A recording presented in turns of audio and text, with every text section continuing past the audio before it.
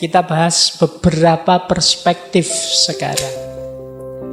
Yang pertama, ini saya ambil quotes dari Stephen Hawking. Satu ketika beliau bilang begini, keberhasilan dalam menciptakan artificial intelligence yang efektif bisa menjadi peristiwa terbesar dalam sejarah peradaban kita, atau yang terburuk. Jadi bisa paling hebat, bisa paling buruk. Kita tidak tahu apakah kita akan sangat terbantu oleh AI tadi, atau diabaikan olehnya, atau dikesampingkan, atau bahkan mungkin dihancurkan olehnya.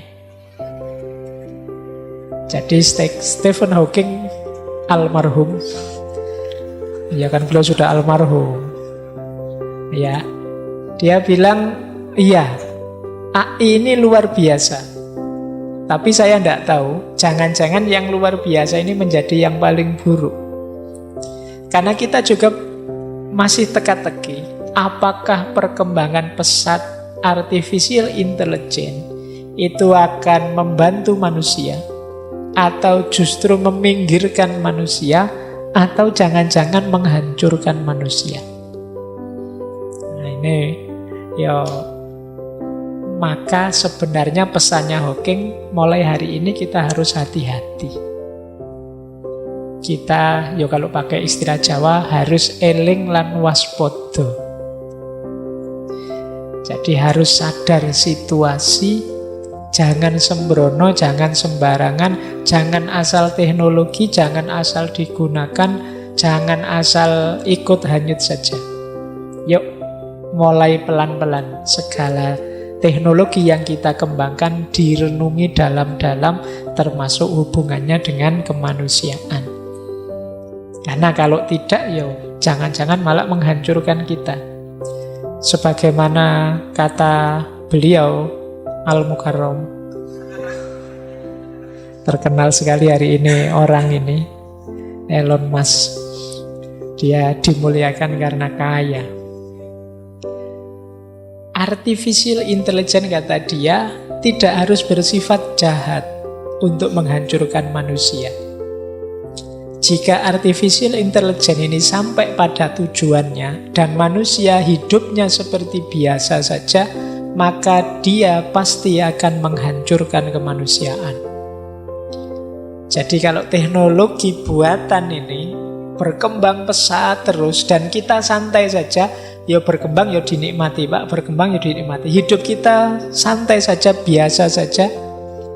Tidak waspada tadi, kalau bagi Elon Musk dipastikan kita akan hancur karena artificial intelligence kita. Berarti apa? Bukan berarti kalau begitu enggak teknologi-teknologinan, Pak, enggak. Kitanya yang hidupnya jangan biasa-biasa saja dong. Ayo kita rancang untuk bisa merespon perkembangan teknologi artifisial ini dengan baik. Sebagian norma hidup kita hari ini itu kan norma dunia nyata. Padahal hidup kita hari ini 50% lebih di dunia maya. Nah, ini kan berarti kita agak terlambat meresponnya. Saatnya mulai kita berpikir gimana caranya, norma apa yang harus kita tegakkan saat kita hidup di dunia maya. Makanya banyak muncul masalah hari ini, karena kita masih hidup biasa-biasa saja seperti dulu. Aturannya aturan lama, aturan dunia nyata, padahal ada aturan dunia maya. Misalnya, barang siapa melihat perempuan yang bukan muhrimnya, ada kan laka al-ula, melihatnya sekali, tidak boleh diulang-ulang. Nah, nanti kan ada pertanyaan, itu melihat langsung kan, Pak? Kalau di laptop gimana, Pak? Kalau di HP gimana? Nah, ini kan kita agak kesulitan pakai norma yang berbeda ini. Nah, norma kita sebagian besar untuk dunia nyata. Maka dawuhnya Elon Musk itu tadi harus kita pahami. Yuk kita mulai hati-hati. Jangan biasa-biasa saja, bukan salah teknologinya. Kitanya sendiri larinya kalah cepat dengan perkembangan teknologi. Akhirnya kita ditelan oleh ciptaan kita sendiri.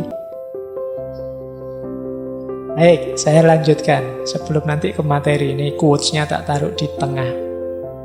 Kalau ini dari Mahatma Gandhi. Kalau Mahatma Gandhi agak keras. Dulu pernah kita bahas beliau di Humanistik Teknologi. Kata Gandhi, jangan adopsi teknologi yang membuat manusia hilang, tersisihkan. Atau teknologi yang hanya memenuhi keserakahanmu saja.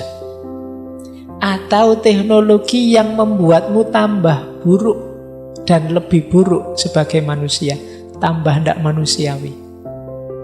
Atau teknologi yang hanya melahirkan eksploitasi dan disintegrasi. Nah, ini tegas kalau Gandhi.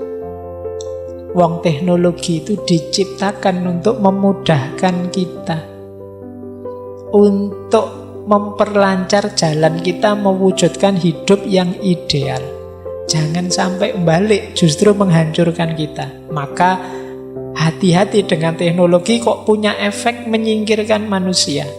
Atau ini teknologi hanya nuruti keserakahannya manusia, tidak peduli efeknya. Akhirnya muncul gap, yang kaya kelihatan tambah mentereng, yang miskin kelihatan tambah mengenaskan.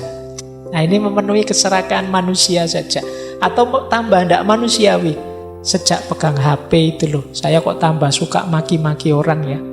Saya kok sekarang hafal sekali kosakata makian. Dulu saya tidak ngerti, sekarang ngerti banyak aku. Nah, ini membuat kita lebih buruk.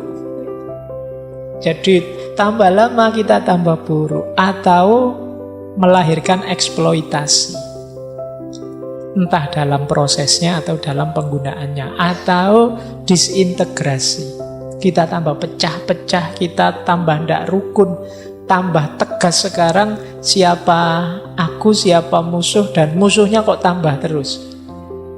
Begitu aku komen ini, sekarang aku punya musuh kubu sana. Besok komen itu punya musuh kubu sini. Nah, ini namanya teknologi yang membuat disintegrasi. Kalau versinya Gandhi, jangan diadopsi. Ya mungkin kalau kita sulit untuk tidak mengadopsi, ya berarti jalannya apa? Yuk, tadi ya, kita eling lan waspada tadi. Jangan lengah. Manfaatnya banyak, kita ambil, mafsadatnya juga ada, kita hati-hati, jangan sampai jatuh ke sana. Maka kata Amit Ray, beliau ini ahli artificial intelligence, beliau punya project namanya Compassionate Artificial Intelligence. As more and more artificial intelligence is entering into the world, more and more emotional intelligence must enter into leadership. Semakin banyak teknologi intelijensi buatan masuk ke dunia, maka harus semakin kuat emotional intelligence masuk ke dalam leadership. Leadership itu pengelolaan hidup kita.